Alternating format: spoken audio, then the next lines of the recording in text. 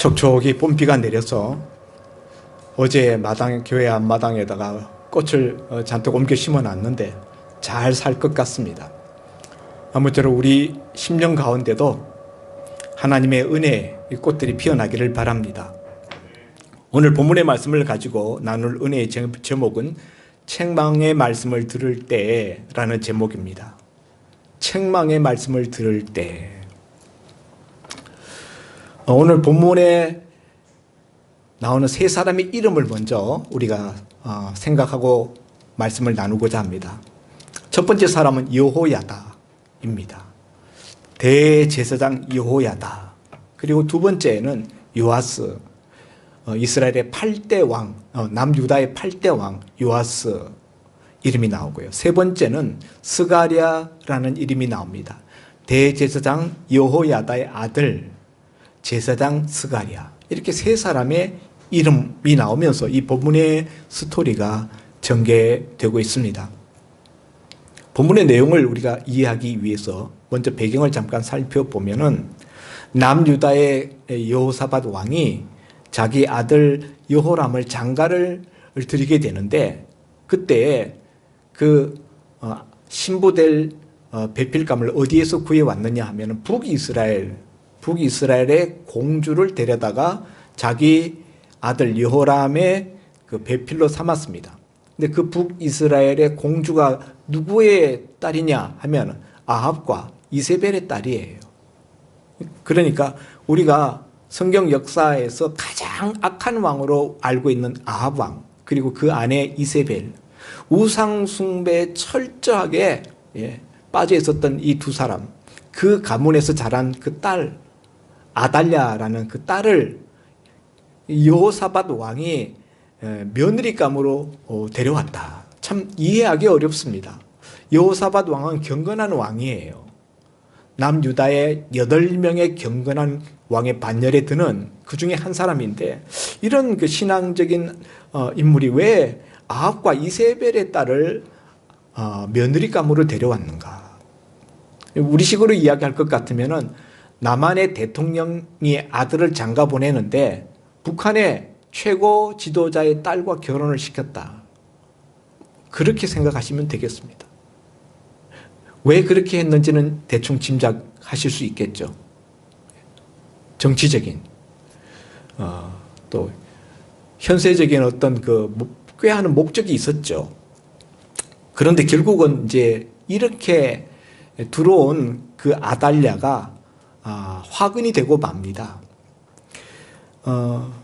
여호람 왕의 아들 아하시아가 전쟁터에 나가서 결국 죽고 나자 그 여호람 왕의 아내였던 아달랴가 자기 손주들을 다 죽입니다.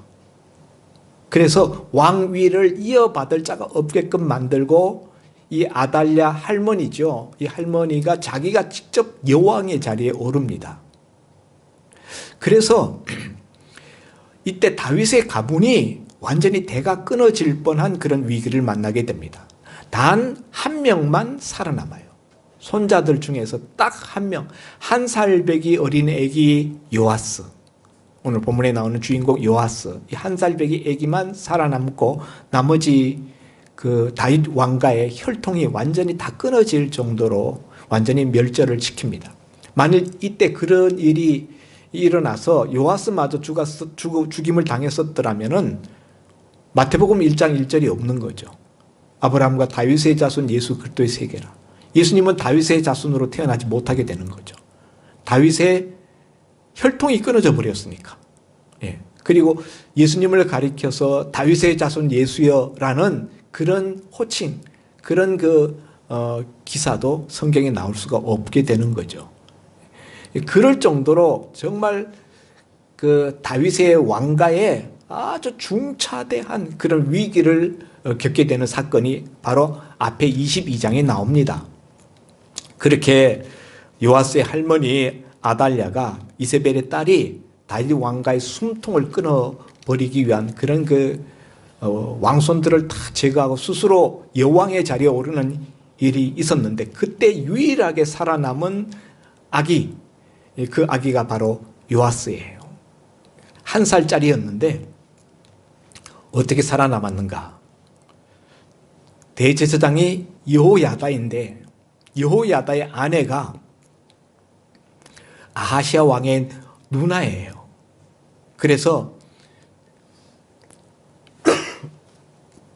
그 자녀들이 다 죽임을 당하는 이런 와중에서 이 1살배기 아기를 구출해냅니다.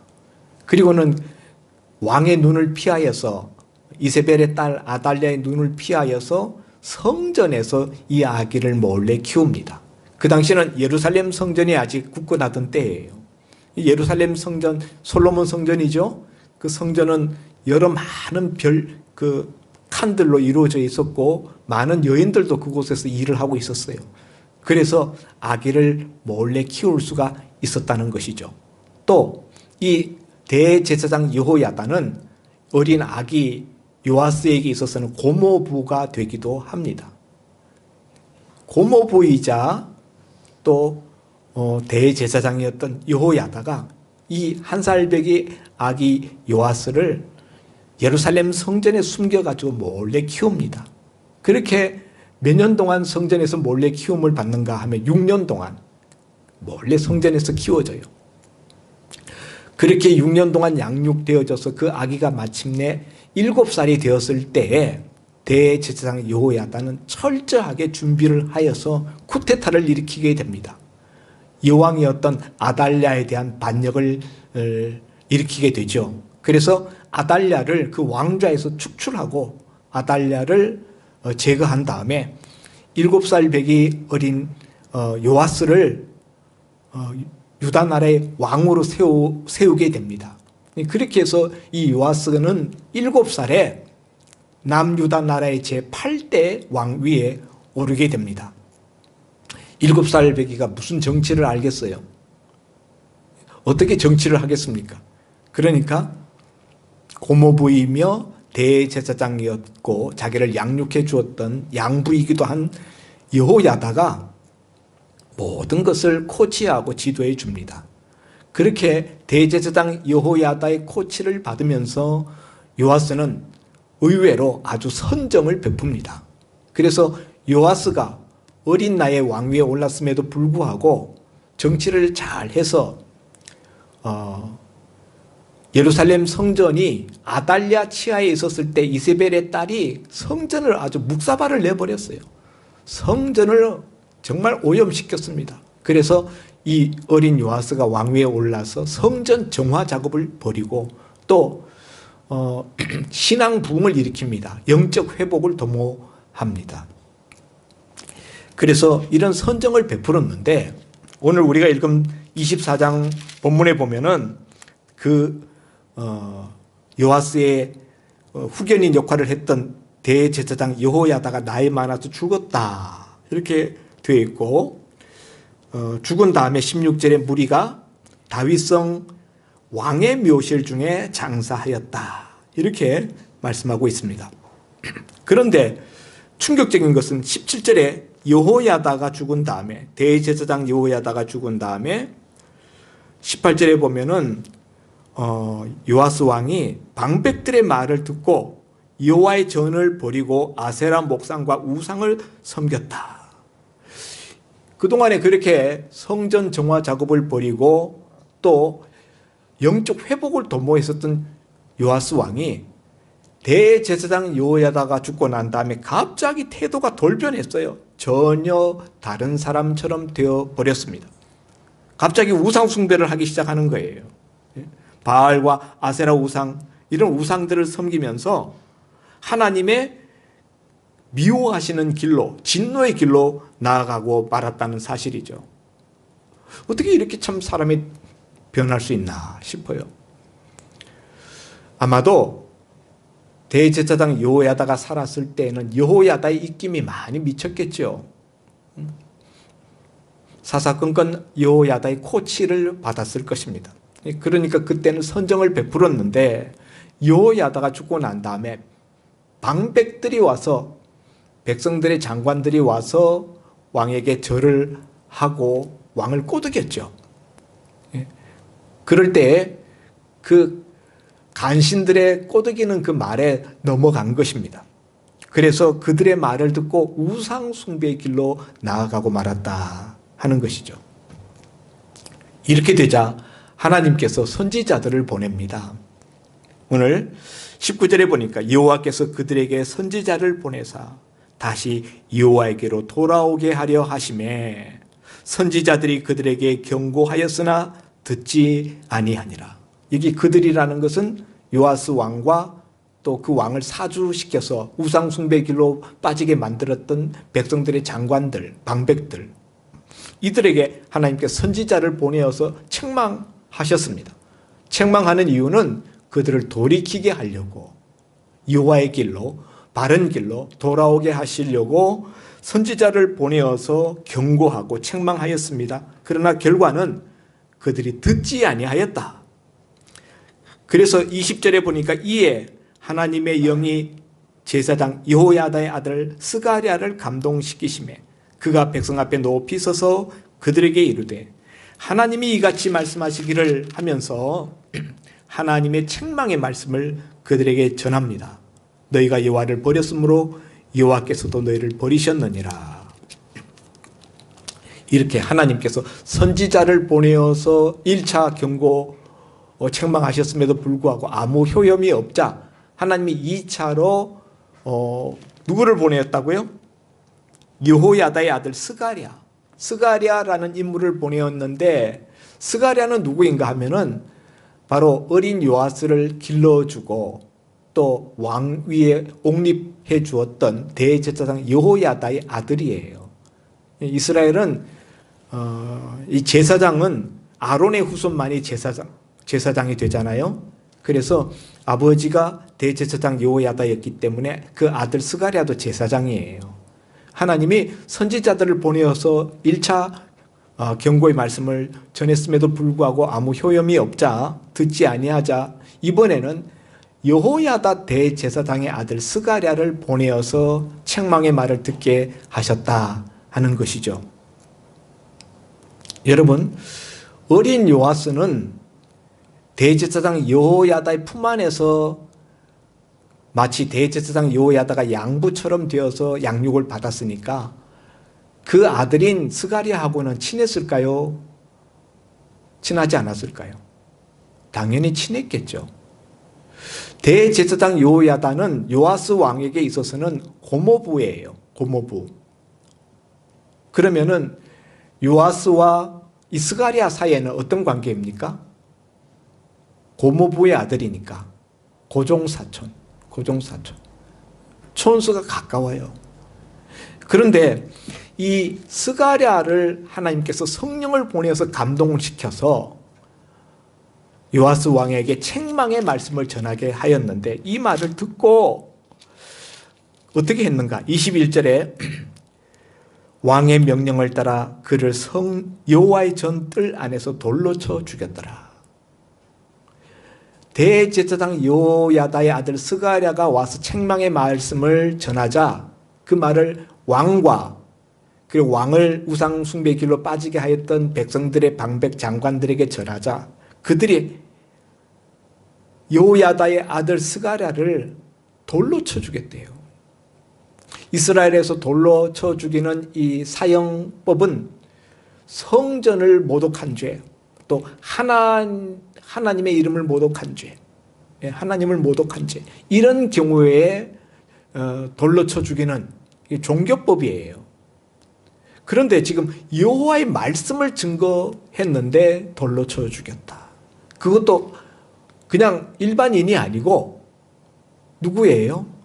자기 은인, 자기 생명의 은인이고 자기를 왕위에 옹립해 주었던, 오늘날까지 자기 인생이 있도록 만들어 주었던 그 대제사장 여호야다의 아들, 혈육적으로도 가까운 혈육의 친척 관계에 있는데 그런 스가랴를 항차 성전 뜰 안에서 죽였다. 여러분, 성전 뜰은 하나님 앞에 제사 드리는 제물, 소나 양이나 염소 같은 것만 죽이게 돼 있지 성전 뜰 안에서 사람을 못 죽여요. 성전들도 거룩한 곳입니다. 이런 거룩한 성전들 안에서 항차 하나님의 제사장을 죽이다니요. 그것도 하나님의 말씀을 증거하는 것 때문에. 말도 안 되는 일이죠. 있을 수 없는 이런 참혹하고 배은망덕한 이런 행위를 요아스가 저지르고 말았다 하는 것입니다. 이유가 뭡니까? 책망하는 말을 했다는 거예요. 책망하는 말, 듣기 싫은 말을 했다는 거죠.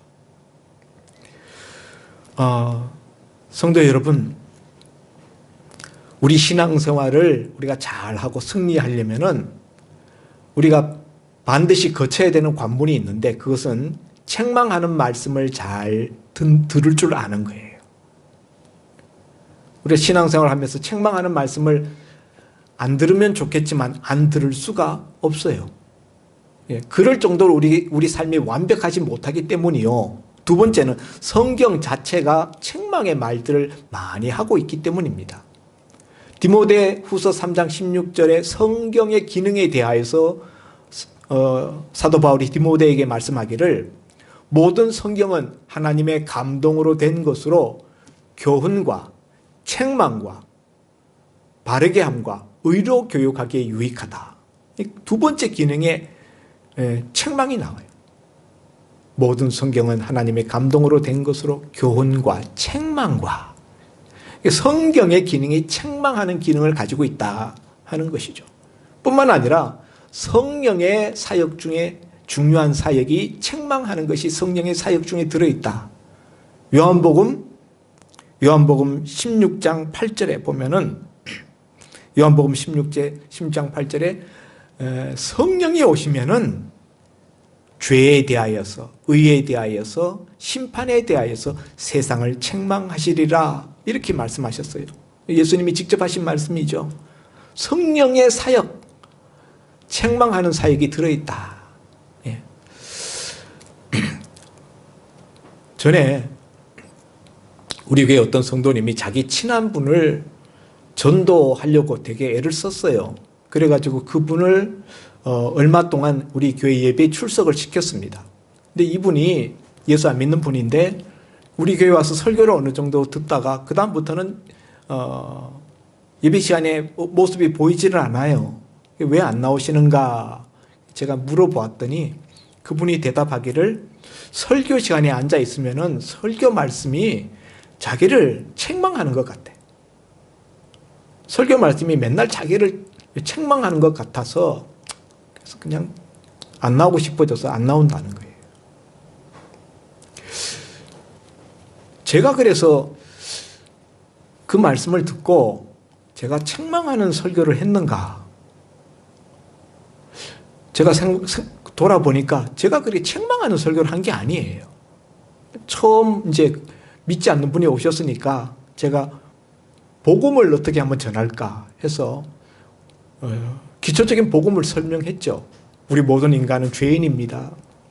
우리는 태어나면서부터 죄인으로 태어나서 죄인으로 살다가 한평생 죄를 범하다가 죄인으로 죽습니다. 이렇게 우리가 죽으면은 우리는 죽은 다음에 심판을 받게 됩니다. 하나님의 심판대 앞에 가서 서게 되는데 우리가 이렇게 한평생 무수히 많은 죄를 짓다가 심판대 앞에 서게 되면은 우리가 하나님의 멸망의 선고를 우리가 받게 됩니다. 그래서 우리가 이와 같은 멸망당할 위기에 우리가 봉착해 있는데 이런 우리를 구원해 주시기 위해서 하나님께서 독생자 예수 그리스도를 이 땅에 보내셔서 우리가 받아야 될 심판을 예수님이 대신 받게 하시고 십자가 위에서 우리 대신 죽게 하시고 우리 대신 형벌을 받음으로 누구든지 그 예수를 믿는 사람들은 구원을 받게 하셨습니다. 복음을 전하는 거예요. 그런데 듣는 사람 입장에서는 죄인이라 그러니까 나를 책망하는구나 이렇게 들었다는 것이죠. 그 외에도 성경에 우리가 말씀들을 가지고 어떤 적용점을 제시할 때 우리가 이렇게 못하고 있지 않느냐, 우리가 이렇게 잘못 살고 있지 않느냐 이런 부분들을 이야기하면 그런 부분들이 다 자기한테 책망으로 들려졌다는 거예요. 근데 여러분,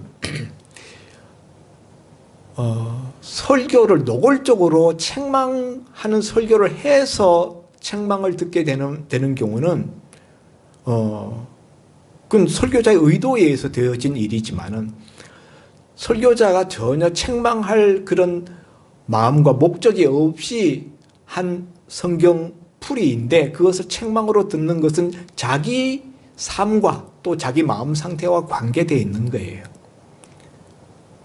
우리를 책망하는 것이 몇 가지가 있는데, 아까 우리 컬럼에서도 읽어보았지만, 양심, 우리 양심. 어떤 일을 우리가 딱 마주쳤을 때 그 일이 우리에게 반사되면서 내 양심이 내 속에서 나를 책망합니다. 그런가 하면은 우리가 성경을 읽는데, 또 성경 이야기를 우리가 듣는데, 그러다 보면 내 마음에 탁 이렇게 책망같이 느껴지는 그런 본문들을 만날 때가 있어요. 성경 말씀이 우리를 책망하기도 합니다. 그런가 하면은 설교자를 통하여서, 설교자, 사람을 통하여서 책망을 듣기도 합니다. 그런가 하면은 성령께서 내 심령 가운데 은밀하게 책망을 느끼도록 하시기도 합니다. 성령의 감동? 어쩌면은 처음으로 교회에 나와서 설교를 듣던 분이 책망으로 말씀이 들렸다라는 것은 성령의 감동일 수 있어요. 그러면은 그렇게 책망의 말씀으로 느껴질 때 그때 어떤 태도를 취하느냐가 굉장히 중요한데, 그분은 이제 그렇게 들리는 것이 불편했던 거죠. 불쾌하더라고. 불쾌하고 불편해하면서 결국 교회를 안 나오고 마시더라고요. 책망을 받을 때 그 책망의 말씀에 어떻게 대처하느냐, 어떻게 반응하느냐 하는 것이 우리 신앙생활에 죽고 사는 아주 중요한 키포인트가 된다 하는 것을 우리가 먼저 알 필요가 있습니다. 사실 저는 그렇게 책망의 말씀을 저는 자주 한다고 생각하지 않아요. 여기 앉아 계시는 우리 집사님이 저보고 한 번은, 목사님 좀 교인들 좀 책망하는 말씀을 좀 더 자주 해주세요, 이렇게 해도 저한테 요구를 하셨을 정도로 제가 그렇게 책망의 말씀을 자주 전하고 있지 않다고 생각되는데, 그럼에도 불구하고 책망의 말씀을 전할 때가 있습니다. 성경 자체가 책망을 말씀할 때는 책망할 수밖에 없어요. 만일 여러분이 평생 신앙생활 하면서 책망의 말씀을 전혀 듣지 않는 그런 설교를 듣는다면은 그런 설교자는 분명히 거짓 목자일 확률이 높습니다. 여러분이 자녀를 키우면서 한 번도 책망해 본 적이 없다. 진짜 부모가 맞나? 진짜 부모라면은 그 자녀의 어떤 잘못 이런 것들을 보면서 책망할 수밖에 없는 거죠. 여러분, 책망하지 않는 대상이 있습니다. 남의 집 자식은 책망 안 해요. 저 길거리에 돌아다니는 남의 집 자식들, 모르는 청년들, 우리 책망 안 합니다. 괜히 책망했다가 무슨 봉변을 당하려고요. 담배를 피우든지 술을 마시든지 무슨 악행을 저지르든지 상관 안 합니다. 그러나 내 자식이면 책망하죠. 우리 교인 자녀가 만일 바깥에 나가서 못된 짓 하고 돌아다닌다. 제가 공원을 지나가다 그런 모습을 봤다. 그러면 제가, 야, 아무개야, 이리 와. 목사님 차 타. 데리고 그 자리에서 격리시킬 겁니다. 집에 데려다 줄 거예요. 왜요? 사랑하니까. 애착이 있으니까. 관심이 있으니까. 그래서 여러분, 이 책망을 어떻게 받아들이냐 할 때 정말 우리가 모델로 삼을 수 있는 그런 대표적인 인물이 있는데 그 사람이 바로 다윗이에요. 다윗이 자기의 충성된 신하 우리아의 아내를 범했지 않습니까? 우리아가 전쟁터에 나가 있는 틈을 이용해서. 그리고 나중에 그 사실이 들통나게 생겼어요. 임신이 되어가지고 배가 불러오니까 마지막에는 어떻게 했습니까? 우리아를 전쟁터 맨 화력이 쏟아지는 그 최일선에 내보내어서 화살바지가 되게 해서 거기서 죽게 만들었어요. 우리아를 죽였습니다. 이런 그 간악한 죄를 범하고 났을 때 하나님이 선지자 나단 선지자를 보내어서 다윗을 책망합니다. 그때 다윗이 뭐라고 이야기합니까? 나단 선지자가 책망의 말씀을 전할 때 그 자리에서 즉시로 내가 여호와께 범죄하였나이다. 내가 여호와께 범죄하였습니다. 즉시 죄를 고백하고 회개합니다. 참 다윗이 참 엄청난 죄를 저질렀습니다마는 이렇게 훌륭한 회개의 모습을 보인다는 것 또한 정말 쉽지 않은 일이에요. 책망받을 때 보통 어떤 반응을 보입니까? 보통 경우에는 책망을 들으면 기분이 나빠져요. 듣기 싫어합니다. 불쾌해하고요. 그리고 거부합니다.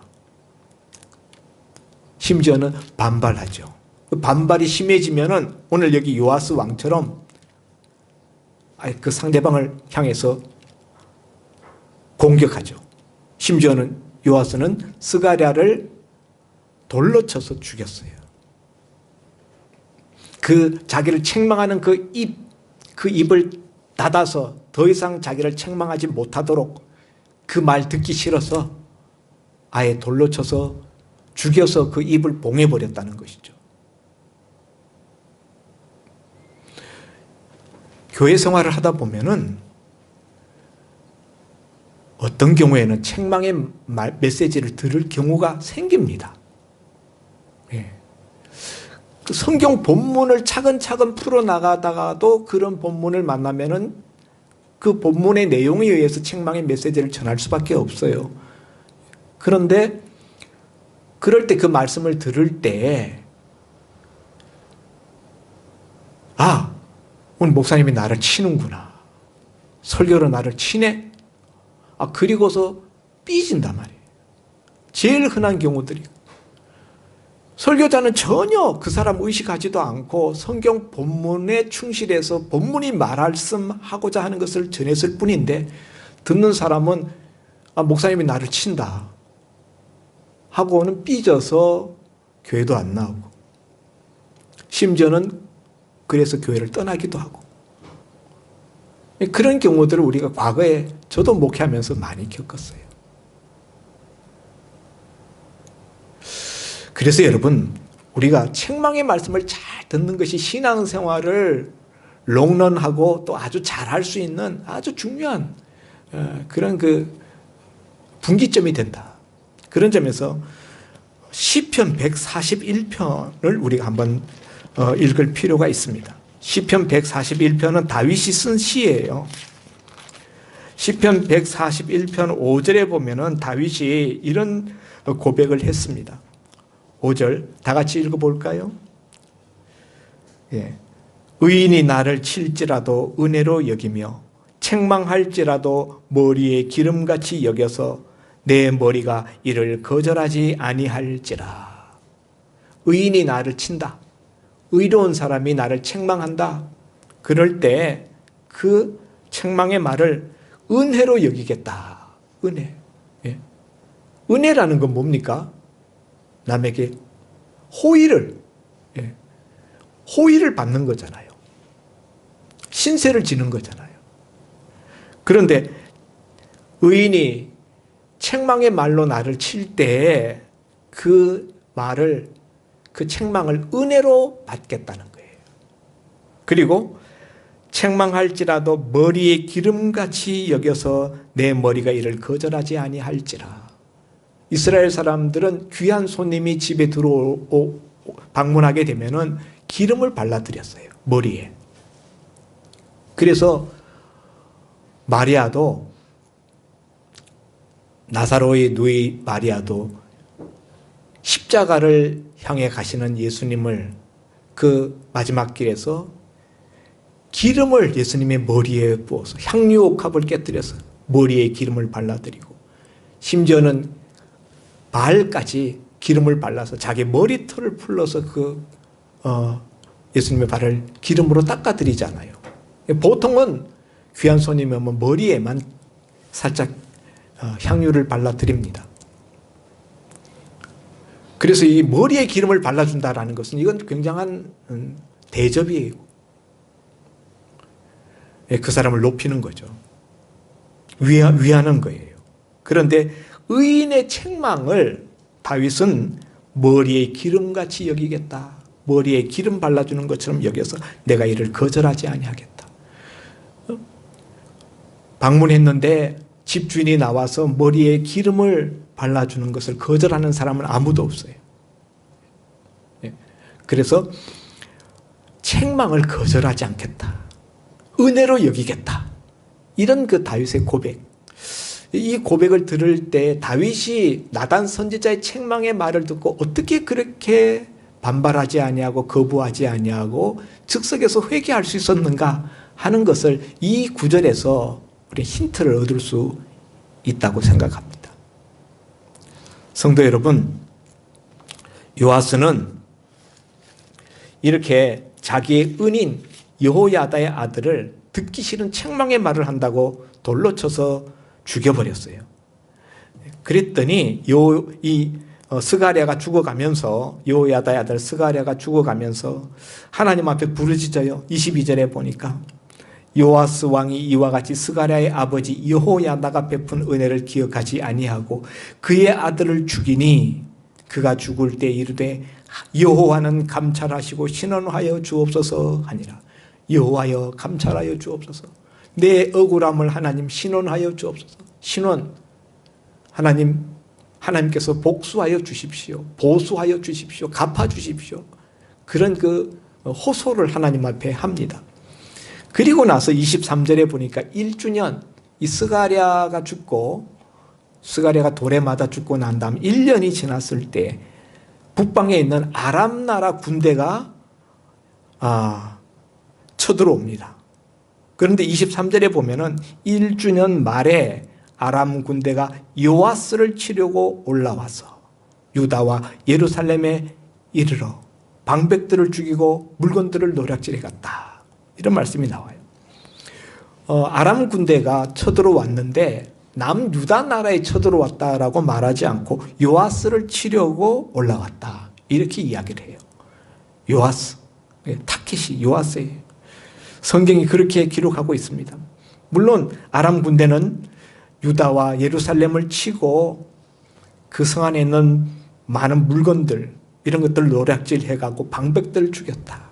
아마 이 우상숭배를 종용하고 우상숭배길로 유대했던 그 방백들일 거예요.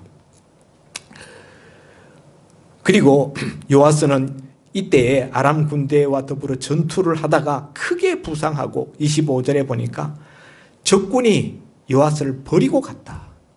버리고 갔다는 말은 그냥 놔둬도 죽는다는 거죠. 너무 부상이 심해서 그냥 놔둬도 죽는다 하고 팽개치고 갔는데 요아스가 그 심한 중상을 입고 침상에 누워 있을 때에 그를 그의 침상에서 왕의 신하들이 쳐서 죽였어요. 25절에 보니까 요아스가 크게 부상하며 적군이 그를 버리고 간 후에 그의 신하들이 그를 그의 침상에서 쳐 죽인지라. 그런데 제사장 여호야다의 아들들의 피로 말미암아라고 했어요.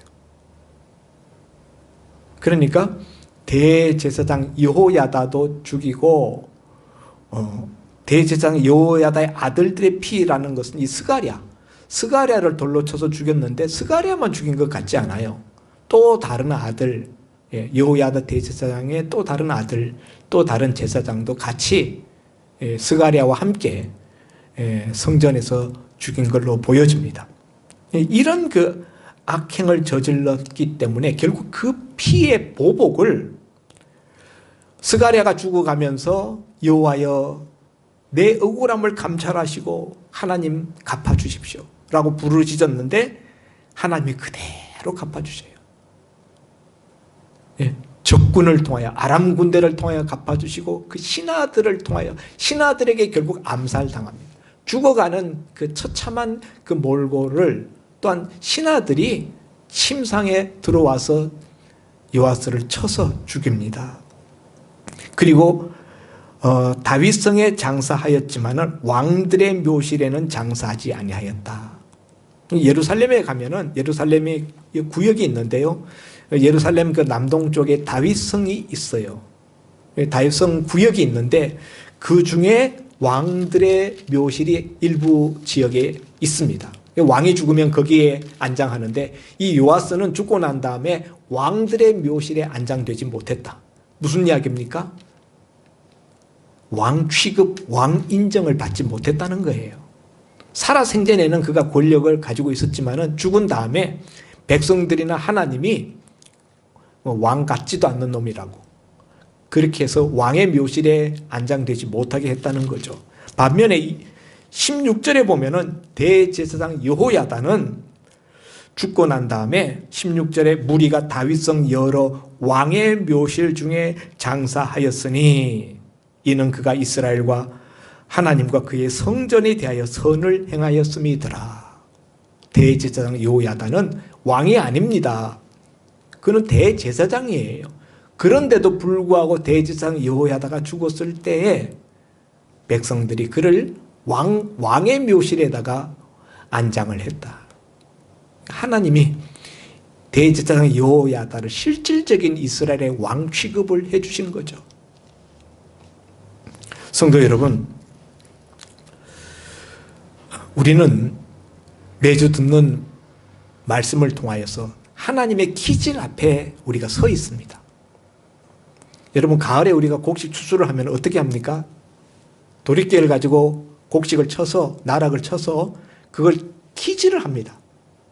바람 부는 데다가 서서 우리 키질을 하면은 알곡은 키 안쪽으로 점점 키질을 할수록 안으로 모여들고 쭉정이는 점점 바깥으로 나가서 결국 떨어져요. 우리가 하나님의 말씀이 우리를 키질합니다. 매주 우리가 예배 자리에 앉아 있을 때 말씀이 우리를 이렇게 날리는 거죠. 그러면은 알곡은 하나님의 말씀 있는 쪽으로 안쪽으로 점점 들어와요. 쭉정이는 말씀을 들으면서 기분 나빠, 불쾌해, 왜 나를 쳐? 그러면서 삐지고 거부하고 그러면서 바깥으로 튕겨나가는 거죠. 하나님은 책망 이전에 먼저 징계를 하시지는 않습니다. 이 요아스 왕에게도 하나님이 지금 이런 징계, 아람 군대 혹은 또 이 신하들의 암살 이런 징계가 있었지만 그 전에 하나님께서는 선지자들을 보내서 1차 책망하시고 2차로 여호야다의 아들 스가랴를 보내서 2차로 또 징계의 말씀을 듣게 하셨어요. 지금도 하나님 마찬가지입니다. 우리가 책망의 말씀, 징계의 말씀을 우리가 잘 들어야 될 이유가 어디에 있느냐 하면요. 이 책망의 말씀을 우리가 잘 들으면은 그 이후에 우리가 만날 수도 있는 하나님의 징계를 우리가 받지 않게 된다는 거예요. 만일 여호야다 생전에처럼 여호야다의 말을 이렇게 잘 듣던 그런 요아스, 선지자들이 말씀을 보내었을 때 그 말씀을 잘 들었더라면은, 스가랴가 와서 책망할 때 그 말씀을 잘 들었더라면은 요아스의 마지막은 이렇게 비참해지지 않았어요. 듣고 돌이키고 회개했다면은 요아스는 이스라엘의 훌륭한 군왕으로 남았을 것입니다. 왕들의 묘실에 안장되었을 것입니다. 그래서 여러분, 책망 이전에 먼저 징계 이전에 먼저 책망의 말씀이 있다. 책망의 말씀을 우리가 잘 듣고 우리 자신을 회개하고 고치면은, 뉘우치면은, 돌이키면은 그 다음 징계는 오지 않는 거예요. 그런데 책망의 말씀을 듣고 그거 말씀 듣고 시쭉비쭉하고 불쾌하고 삐지고 그래서 그냥 반대하면은 결국에는 그 다음에 하나님의 징계의 회초리를 맞게 되어 있다. 인생 채찍과 사람 막대기로 하나님이 그 인생을 채찍질하십니다. 우리가 하나님의 책망을 거부한 후에야 하나님의 징계의 매가 온다는 사실을 우리가 기억하고 책망의 말씀을 우리가 부드러운 마음으로 마음을 부드럽게 하여서 은혜처럼 여기면서 우리가 달게 들어야 된다. 그러면은 그 말씀이 우리에게 정말 쓴 보약이 되고요. 우리를 정말 하나님의 축복의 바늘로 인도하는 생명과 같은 말씀이 될 것입니다. 아무쪼록 오늘 책망의 말씀을 들을 때 우리가 요아스처럼 되지 말고 다윗처럼 될 수 있기를 주의 이름으로 부탁드립니다. 기도합니다. 하나님 아버지, 오늘 은인 여호야다가 베풀었던 그 모든 은혜에도 불구하고 그 아들 스가랴가 단지 자신의 귀에 듣기 불편하고 싫은 책망의 말씀을 전했다는 것 때문에 그를 쳐서 죽이게 했던 요아스 왕의 그 악행을 우리가 보면서 우리는 요아스처럼 되지 말고 다윗처럼 되어야 되겠다라는 결심들을 굳히는 시간이 되었습니다. 아버지 하나님, 책망의 말씀을 먼저 주시고 난 다음에야 비로소 하나님의 징계의 매가 따른다는 것을 말씀을 통하여 듣고, 하나님은 우리가 징계에 부딪히지 않도록 먼저 양심을 통하여, 성경을 통하여, 또한 설교자를 통하여, 성령의 감동을 통하여, 이런저런 채널들을 통하여 우리가 듣고 돌이킬 수 있도록 메시지를 주시고 감동을 주신다는 것을 우리가 깨달았습니다. 아버지 하나님, 이런 일이 있을 때에 우리가 그것을 싫어하고 거부하지 말게 하시고 그것을 은혜로 여기며 그것을 달게 받아들일 수 있는 저희들 될 수 있게 하여 주옵소서. 예수님 이름으로 기도하옵나이다. 아멘.